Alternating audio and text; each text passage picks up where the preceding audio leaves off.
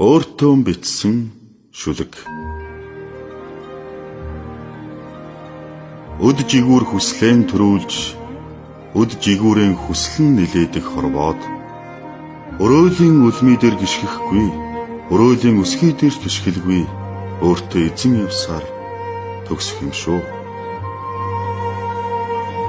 Зэв төмрөөс үүсч, зэв төмрөөн иддэг орчлонд, зэрэгцэн яваа нөхөртөө хар муу санаагүй, эрэгцэн санах ухаандан хор мөр бараагүй, эр шиг эр, хүн шиг хүн байж энэ замыг ажраангүй туулах юм шүү.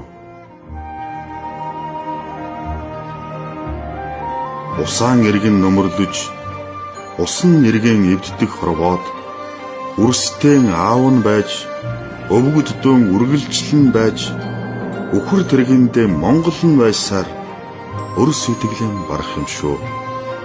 Өөртөө эзэн явсаар төгсөх юм шүү.